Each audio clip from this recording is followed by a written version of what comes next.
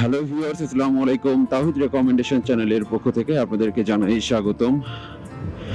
আমি normally film making ভিডিওগুলো করে থাকি, বাট মোটো ব্লগিং করি না এ পর্যন্ত। বাট আজকে কেন জানি মনে হলো যে মোটো ব্লগিং এটা করা যেতে পারে, যেহেতু আমার নাটোর পুরো জেলা জুড়েই হচ্ছে আমার কাজ এবং প্রতিনিয়ত আমাকে 35, 40, 45 কিলোমিটার পর্যন্ত আমাকে মুভমেন্ট করতে হয়। সো যেহেতু আমি ফিল্ম মেকিং ভিডিও করি, সেক্ষেত্রে যদি মোটো ব্লগিং করা যেতে পারে, সেক্ষেত্রে সাথে চলতে চলতে আপনাদের সাথে কথা হলো এবং আপনারা নাটোরের সৌন্দর্য উপভোগ করতেও পারলেন আর কি। দুটো কাজই হলো আর কি। এইসব দৃষ্টিকোণ থেকে আমি চিন্তা করলাম যে আপনাকে একটা মোটো ব্লগিং শেয়ার করা যেতেই পারে আর কি। বেসিক্যালি আমরা যারা সেলসে কাজ করি আর কি, তাদের সকাল নেই সন্ধ্যা নেই। এই মনে করেন আমি নাটোর সদর থেকে 35 কিলোমিটার ভিতরে যেতে হবে এবং সেখানে 8টার মধ্যে আমাকে পাঞ্চ করতে হবে। সো বুঝতেই পারছেন যেহেতু উত্তরবঙ্গ ঠান্ডার প্রকোপটা কি পরিমাণে থাকে, যদিও আজকে ঠান্ডার পরিমাণটা একটু কম হলেও অন্যান্য অঞ্চল বা ঢাকা থেকে অনেক বেশি কিন্তু। গত 2 দিন আগে এত পরিমাণে কুয়াশা ছিল যেটা কিনা আমি দুপুর নাগাদ কোনো সূর্য দেখা যায়নি আরকি। মানে এত পরিমাণ কুয়াশা ছিল, আমি বাইক চালাতে পারছিলাম না, ঠান্ডায় কাঁপতেছিলাম। তো সেই অনুযায়ী আজকে ঠান্ডার পরিমাণটা বা কুয়াশার পরিমাণটা কম। তারপরেও হয়তোবা ক্যামেরায় কিছু দৃষ্টিগোচর হবে এবং যেটা আসলে আপনি আ যদি আপনি এখানে প্র্যাকটিক্যালি যদি থাকতেন, আপনি রিয়ালাইজ করতে পারতেন যে আসলে কতটা ঠান্ডা। সো যেটা বলছিলাম আরকি, যারা আমরা মার্কেটিং এ জব করি, এখান থেকে প্রায় 35 কিলোমিটার ভিতরে যেতে হবে। সেখানে আমার ডিলার পয়েন্ট। ওখানে যেয়ে পাঞ্চ করতে হবে ঠিক ৮টার সময়। যারা সেলস এ জব করে থাকেন, যারা ভিডিও দেখে থাকেন অবশ্যই জেনে থাকবেন। সো এই উত্তরবঙ্গ এত শীত, তার মধ্যে 35 কিলোমিটার ভিতরে যেতে হবে। তাহলে বুঝতেই পারেন যে আমাকে কত সকালে উঠতে হয়েছে এবং এই ঠান্ডার মধ্যে। সো এটা একটু চ্যালেঞ্জিং তো অবশ্যই আরকি। মার্কেটিং জব মানেই চ্যালেঞ্জিং কাজগুলো করতে হবে এবং আপনি যে কাজই করেন না কেন সেটা হচ্ছে আপনাকে নিজে আনন্দ সহিত করতে হবে। না হলে কোন কাজই আপনি আসলে কমপ্লিটলি মানে করতে পারবেন না আরকি। তো এই দৃষ্টিভঙ্গি থেকে যদি কোন বিরক্তি যাতে না আসে, এ কারণে আসলে মোটো ব্লগিংটা করা। যাতে চলতেও লাগলাম, কথা বলতে থাকলাম, আপনারাও দেখতে থাকলেন নাটোরের সৌন্দর্য সবকিছুই একবারে হলো আরকি। যেটা আসলে অন্যরকম একটা ভালো লাগা কাজ করবে আরকি। আ এটা হচ্ছে ব্যাপার। উম এখানটায় চলে আসছি কয়েকদিন আগে। আ গত পরশুদিন এইখানে আসছিলাম। এই আমবাগানে এখানে বেশ কিছুক্ষণ দাঁড়িয়েছিলাম রোদ পোহানোর জন্য আরকি। ভালোই লাগে এই পরিবেশগুলো আরকি। বিশেষ করে এই উত্তরবঙ্গের মাটিগুলো এত ভালো, মানে আপনি আসলে বুঝতে পারবেন যে আল্লাহর রহমতি হাত মনে হয় এখানে বেশি পদার্পিত হয়েছে। মানে সো কারণ এখানে এই বিভিন্ন ধরনের ফলের গাছ ভরপুর একবারে আরকি। যেটা আমাদের এতটা দক্ষিণাঞ্চলে দেখা যায় না আরকি। আমাদের ওইদিকে না দেখার কারণটা হচ্ছে লবণাক্ত পানির দেশ। যার কারণে মানে সব ধরনের গাছ আসলে হয় না। এই রাস্তাটা হচ্ছে ভাঙা রাস্তা। মাই গড! একটু জিরে নেই। আহ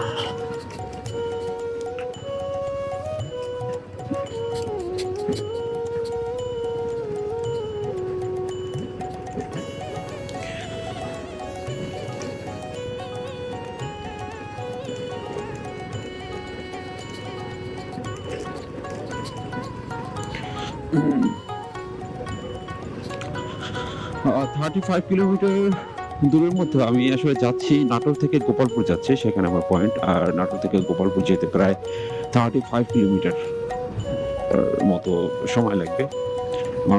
আমার পয়েন্টে যেতে আরকি।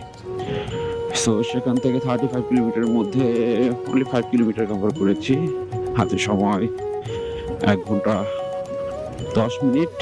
এর মধ্যে আমাকে 30 কিলোমিটার পাড়ি দিতে হবে। যদিও এটা অসম্ভব কিছু না। বাট অসম্ভবের ব্যাপার হচ্ছে আমি আসলে বেশি জোরে বাইক চালাই না, রাফ চালাই না। আমি আস্তে কমফোর্টেবলি চালাইতে পছন্দ করি। আর যেহেতু আপনাদের সাথে কথা বলতে বলতে গল্প করতে করতে যাচ্ছে, ডেফিনেটলি এত জোরে যাওয়ার তো কোনো প্রশ্ন আসেই না। সো সবকিছু মিলিয়ে আসলে এই রাস্তাঘাটগুলো অন্যরকম একটা সৌন্দর্য বহন করে। এর কারণ হলো আমরা যারা ঢাকায় ছিলাম আরকি দীর্ঘদিন, তাদের জন্য আসলে জাম মুক্ত, যানজট মুক্ত পরিবেশ বা যানজট মুক্ত রাস্তা পাওয়া খুবই ভাগ্যের ব্যাপার। সো তারা যখন দীর্ঘদিন ঢাকায় থেকে এইসব লোকাল রাস্তাগুলো, পিচের রাস্তাগুলো একবারে খোলামেলা পরিবেশ, উন্মুক্ত সকালবেলা ভোর, আ যেটা আসলে অন্যরকম একটা আনন্দ কাজ করবে। যদিও এই সৌন্দর্যটা হয়তোবা যারা এখানের লোকাল মানুষ তারা এতটা উপভোগ করতে পারবে না। এটা একবারেই এক মা মনের ব্যক্তিগত একটা মেন্টালিটির একটা ব্যাপার। এর কারণ হচ্ছে আপনি ওই সিচুয়েশনটা আগে থাকতে হবে। তারপর আপনি এই মানে এখানে সৌন্দর্যটা আসলে রিয়ালাইজ করতে পারবেন। যদিও লোকাল ভাবে থাকায় বেশ কিছু সুবিধা এবং অসুবিধা দুটিই রয়েছে। যেমন ঢাকায় থাকলে আপনি বিভিন্ন ধরনের অপরচুনিটি পাবেন এবং হাতের নাগালে পাবেন। সবকিছু করা সহজ হবে। সাপোজ আমি যদি ঢাকায় থাকতাম, এই জবটা করতে গেলে আমার এত সকালবেলা মুভমেন্ট করার দরকার হতো না। কিন্তু লোকালে যেহেতু সেক্ষেত্রে আমার এরিয়াটা অনেক বড় হয়ে গেছে। যার কারণে আমার সেই শীতের ভোরে ৫ টার সময় উঠে গোসল-টোসল করে দেন বের হতে হয় আরকি। সো এটা হচ্ছে চ্যালেঞ্জিং, এটা হচ্ছে অসুবিধা। আর সুবিধার কথা বললে আগে আপনি একটা ফ্রেশ এয়ার পাচ্ছেন, খুবই সুন্দর মনোরম পরিবেশ। আর যেহেতু আমি ভিডিও ক্রিয়েট করে থাকি আমার জন্য খুব ভালো একটা জায়গাই হয়েছে। কারণ ঢাকাতে অনেক ভিডিও করা হয়েছে। লোকাল ভিডিও এবং নাটোরের সৌন্দর্যটা তুলে ধরার চেষ্টা করব যতটুকু আমি পারি। দেখেন এখান থেকে কিন্তু অনেক কুয়াশা মনে হচ্ছে আরকি। সামনে ক্যামেরায় কতটুকু স্পষ্ট ভিজুয়াল মনে হবে আমি তা জানি না। তবে অবশ্যই রিয়ালাইজ করতে পারবেন। বিশেষ করে যারা উত্তরবঙ্গের মানুষ তারা এটুকু তো আইডিয়া করতে পারবেন। আ সেই অনুযায়ী আজকে ঠান্ডাটা একটু কম। এটা কোন বাজার আসলে?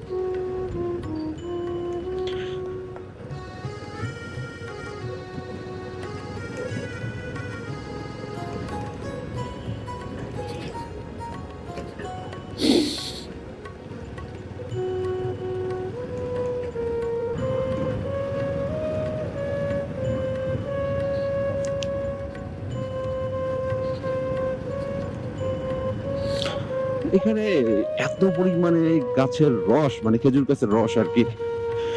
মানে আমাদের ওদিকে তো এইরকম খেজুর রস পাওয়া যায় না আরকি, যেটা আসলে উত্তরবঙ্গে খেজুরের রস রয়েছে।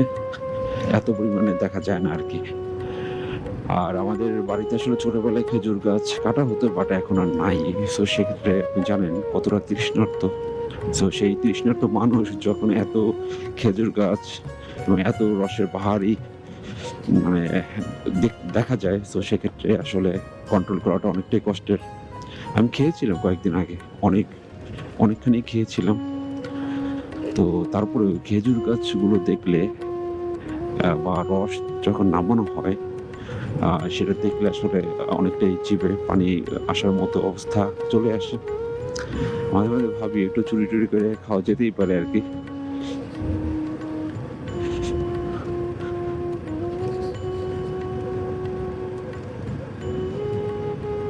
২ পাশে সবুজ মাঠ। মাঝখান দিয়ে পাকা রাস্তা চলে গেছে। মাঝে, মাঝে বাজার, ঘরবাড়ি রয়েছে এবং শীতের সকাল, কুয়াশাচ্ছন্ন ভোর সবকিছু মিলিয়ে আপনাকে অন্যরকম একটা প্রশান্তি দিবে। আ আবার মাঝে, মাঝে আম বাগান, খেজুর গাছ, কলা গাছ, সব ধরনের গাছ এখানে রয়েছে আরকি। মানে আপনার ভালো লাগার জন্য, খুব সুন্দর একটা লাইফ লিড করার জন্য লোকাল ভাবে। That's enough for enjoying I think. কারণ জীবনে আসলে সবকিছুই দরকার। টাকা-পয়সা তো ডেফিনিটলি দরকার। বাট টাকা-পয়সার থেকেও একটা জিনিস মাথায় রাখতে হবে, সুখ শান্তিটা খুবই ইস ভেরি ইম্পোর্টেন্ট। আ যেটা আপনি আসলে একবারে একান্ত ব্যক্তিগত এবং মেন্টালিটির ব্যাপার। এটা আপনাকে ভালো থাকার জন্য এটা খুবই দরকার। সো আমরা যারা মনে করি যে টাকা, টাকা, টাকা হলেই আপনি সুখ শান্তি হবে, ব্যাপারটা আসলে সেটা না। ডেফিনিটলি টাকার দরকার আছে। বাট আ সুখ বা এট লিস্ট মেন্টাল স্যাটিসফ্যাকশন এটা নিজের মাথায় রাখতে হবে এবং নিজে, নিজে সুক্রিয়া করতে হবে। দেন হচ্ছে আসলে আপনি ভালো থাকতে পারবেন। কারণ আমাদের চ্যালেঞ্জ, ঝামেলা অশান্তি সবকিছুই থাকবে আর কি, এবং সবকিছু বাদ দিয়ে সামনের দিকে এগিয়ে যেতে হবে আর কি। কারণ আপনার ঝামেলা মাই গড! এখান থেকে দেখেন ওয়াও! সেই সূর্য কি ঝুঁকিয়ে দিচ্ছে। আ আবার কুয়াশা দেখেন। কুয়াশার ভেদ করে সূর্য যখন আপনার চোখের সামনে পড়বে, দুপাশে সবুজ ঘেরা মাঠ, সরিষার ফুল। তো সবকিছু মিলিয়ে দেখেন অসাধারণ একটা সৌন্দর্য। আর এখান থেকে কুয়াশা কিন্তু অনেক বেশিই মনে হচ্ছে।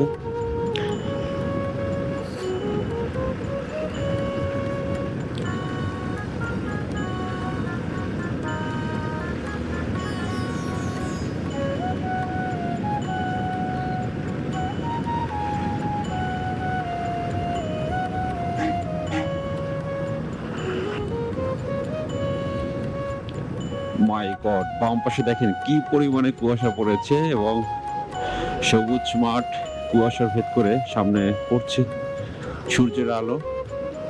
আ যেটা অন্যরকম একটা প্রশান্তি। ওয়াও! সরিষার ফুলের মাঠ ২ ধারে দেখেন। এপাশে সরিষার ফুল নাই, বাট সবুজ ঘাস ভরা, এবং এটা ফসল লাগানো হয়েছে সম্ভবত। আর বাম পাশে হচ্ছে সবুজে ঘেরা এবং সরিষার ফুল, সেই সাথে ফসল, সবকিছু মিলিয়ে ভালোই লাগছে। এখান থেকে কুয়াশার প্রকোপটা একটু বেশিই মনে হচ্ছে।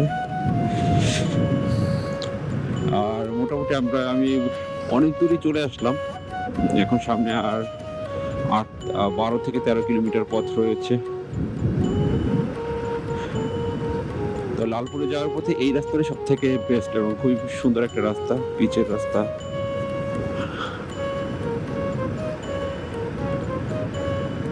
এই রাস্তায় উঠলে অটোমেটিক হচ্ছে আমি এমনিতে গাড়ি আস্তে চালাই, তারপর ৫০-৫৫ র মতো স্পিডে এমনি উঠে যায় আরকি।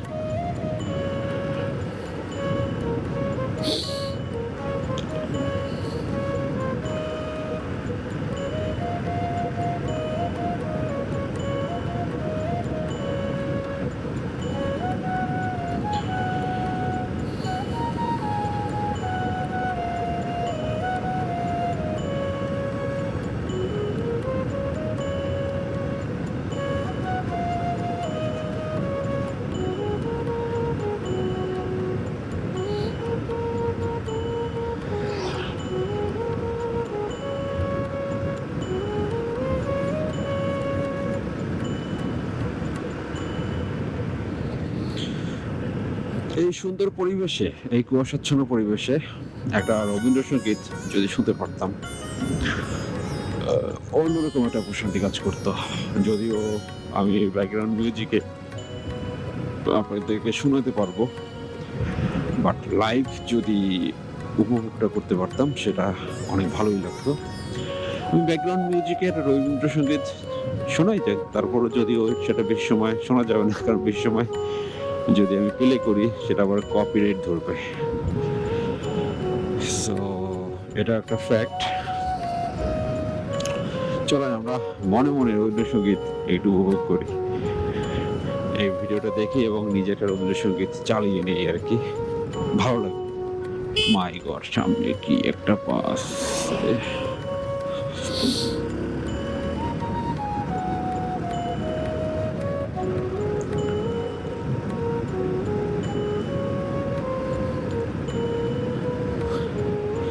আমি নিজেও আপনাদেরকে শুনাইতে পারতাম, বাট ভাই আমার কণ্ঠটা মানে এমন কণ্ঠ, তারপর শুকিয়ে আর কি, কিন্তু কানের কণ্ঠ একবারেই বাজে আর কি। সো এটা আমি আসলে like a bathroom singer, but বাইরে গান করার মতো ভোকাল আমি আসলে আমার নাই। তো সেক্ষেত্রে শুনাইতে চাইলেও বলেন সাধ থাকলে সাধ্য নাই আর কি। তো আমার সাধ্য আছে সবই, কিন্তু আসলে ইচ্ছাটা নাই এর। কারণ এরকম গান যদি আপনাদেরকে শুনাই সেক্ষেত্রে আপনারা দৌড়ে পালাইতে পারেন আর কি।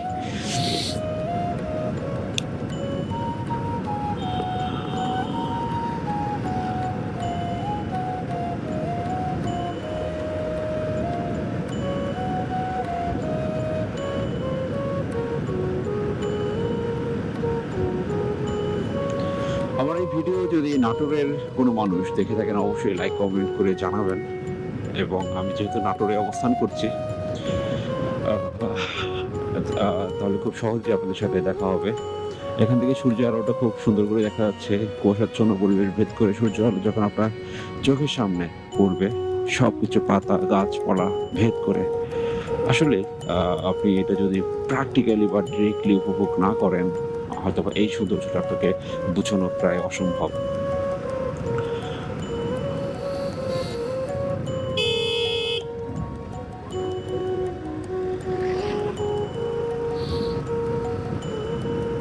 এই মাঠে একটু হাঁটতে ইচ্ছা করতেছে আমার। অনেক কিছু ইচ্ছা করে আরকি। মানে কি যে ইচ্ছা করে আমি নিজেও জানি না মাঝে, মাঝে। মাঝে, মাঝে ভাবি এরকম একটু বাইকটা থামিয়ে যদি ভিতরে হাঁটতে পারতাম, ভালো লাগতো। হাঁটিও মাঝে, মাঝে। অনেক কিছু ইচ্ছা করে।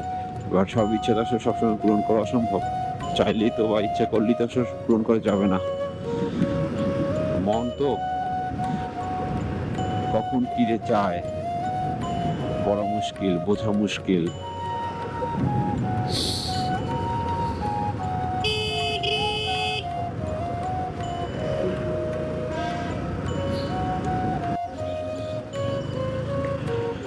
সো ফাইনালি অনেক কথা বললাম। প্রায় আমার 35 কিলোমিটার পথের মধ্যে অলরেডি 25 কিলোমিটার বা সামথিং বেশি অতিক্রম করেছি। সামনে পয়েন্ট বেশি দূর আর নাই। তো সবকিছু মিলিয়ে ভালো একটা সময় কাটাইলাম। আপনাদেরকে অসংখ্য ধন্যবাদ যারা ভিডিওটা দেখছেন। Like, comment